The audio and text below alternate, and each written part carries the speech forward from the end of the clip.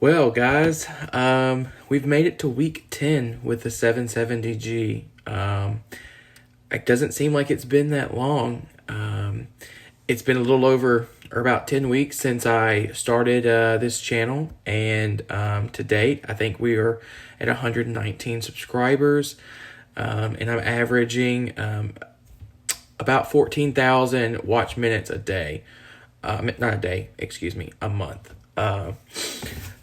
It's a lot bigger than I anticipated. If you guys haven't subscribed already, please do so.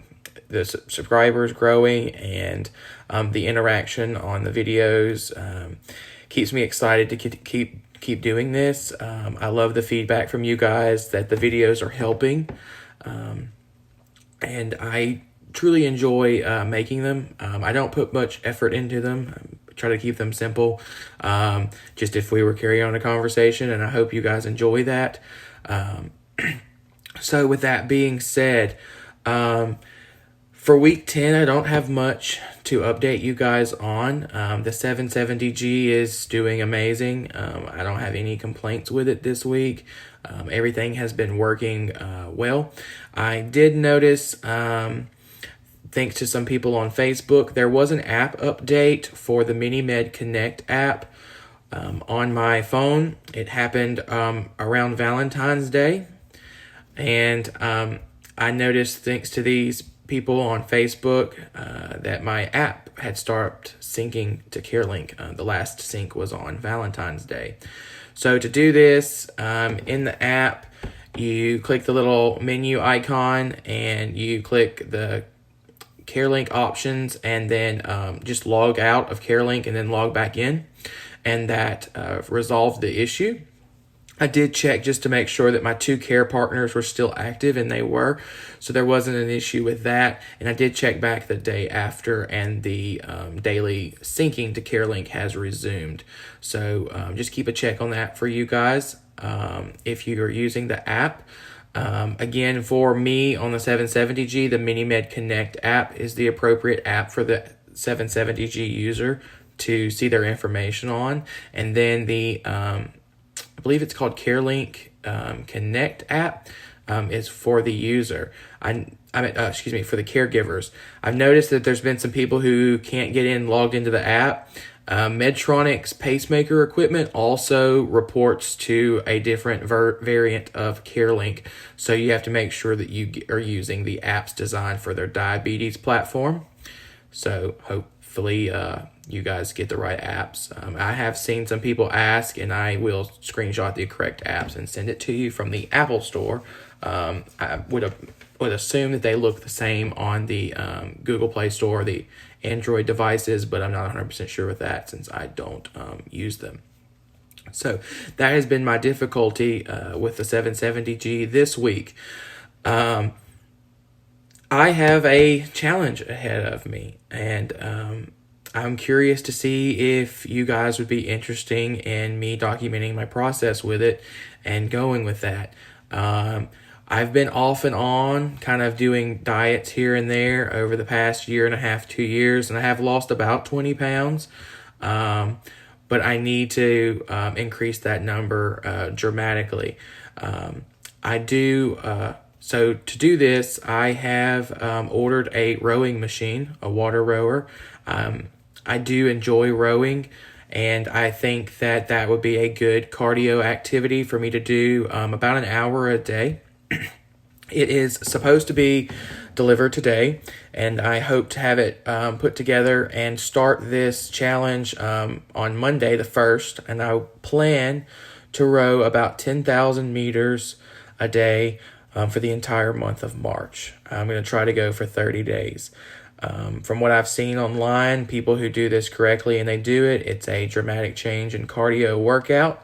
And I want to know, do you guys want me to document the process? I will be more than happy to do that. I can do my weekly pump updates, and then start trying to do weekly diet updates and try to document the foods and stuff that I'm eating.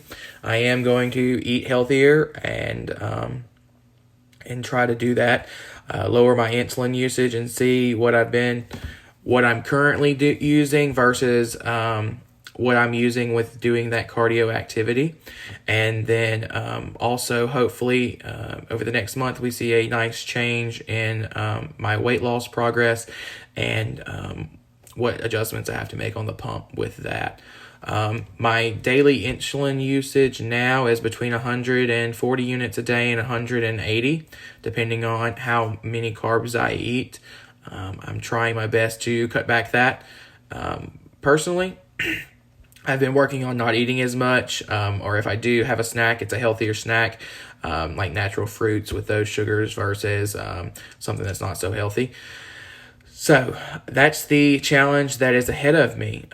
My recent endocrinologist appointment, everything as far as my diabetes and everything else was where my endocrinologist wants it. I have to work on the weight, and that's something that I know I need to do to help protect me in the future. My insulin resistance is already low, meaning that I require a lot of insulin to do what somebody who doesn't have as much weight, their insulin resistance will be higher, and they don't use as much insulin. So I'm hoping to increase that. I want to increase my insulin sensitivity, increase my carb ratio with a higher sensitivity to insulin, and lose some weight, or a lot of weight, excuse me. So I'm hoping that you guys will be interested in that, and I can get another area of content that will be useful. Another thing that I've been kind of thinking about and just trying to figure out why some people don't have luck with the Medtronic CGM, or they hate it. And the one thing that came to mind with me is, from what I'm aware of, the Medtronic CGM is inserted at a 90-degree angle. So with that being said, the transmitter and then the I'm going to call it a cannula, but the technology piece that measures the interstitial fluid, the technical term of it is slipping my head at the moment, but so we're going to call it a cannula. It's inserted at a 90-degree angle.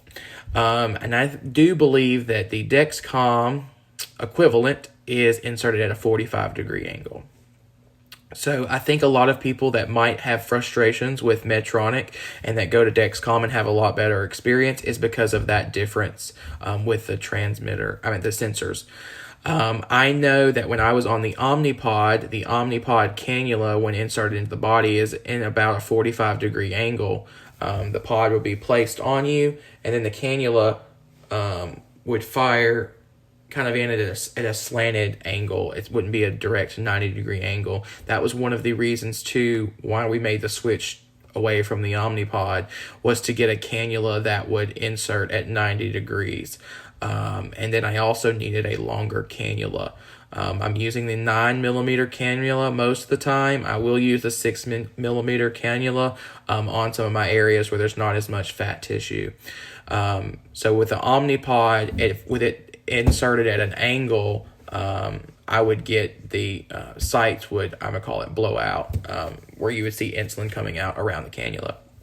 Excuse me, that would happen often.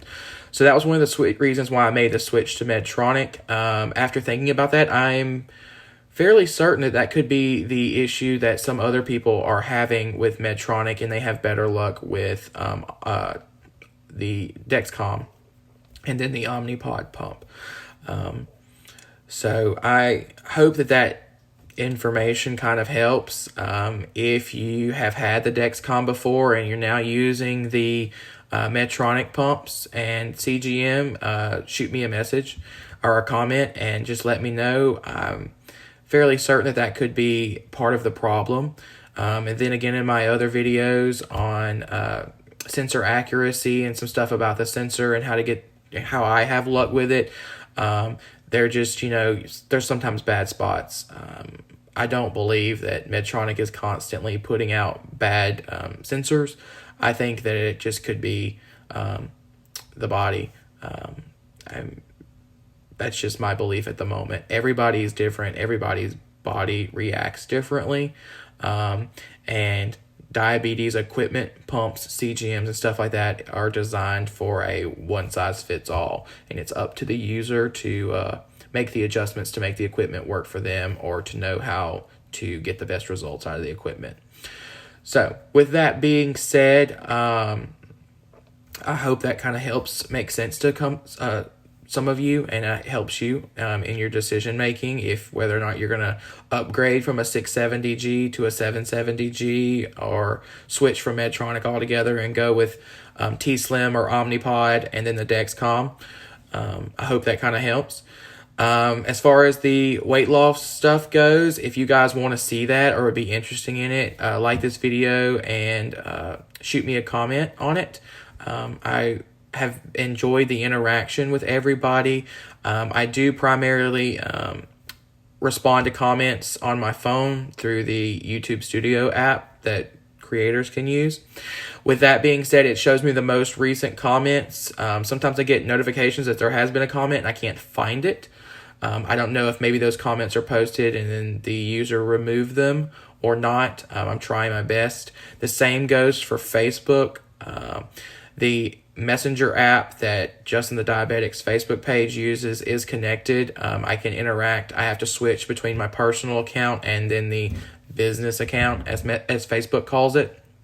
So with that being said, I've gotten better with that. I know I can switch over to it, but Facebook has sent me some notifications that somebody has sent Justin the Diabetic a message, and I click it and it just takes me to my page. It doesn't show me the message. So I'm still kind of learning in those areas. So if I do happen to find some old messages, I will apologize. It's not me ignoring you guys. I do enjoy interacting. Several people have reached out to me and we've carried on conversations back and forth, and I would like to feel that I have helped resolve their issue through their interactions. So please, you guys don't hesitate to subscribe to the channel, like my Facebook page, and shoot me a direct message on Facebook or comment a video. I enjoy interacting with you guys and I enjoy helping. So if you'd like to see that stuff, or if you guys have any ideas or topics that you'd like me to cover in future videos, please let me know. I'm more than happy to try to make a video to help answer your question directly. I have done that before and I don't mind doing it again in the future. So I hope you guys have a awesome rest of your week. For those of you who live on the East Coast and in the South, don't get too wet and be safe with all these storms that are fixing to pass through. And the West Coast, I haven't paid attention to y'all's weather too much. Sorry. I just know that it stormed here last night and we're supposed to get a lot of rain over the weekend. So I will talk to you guys later. I hope you have a wonderful week, and I'll see you next time.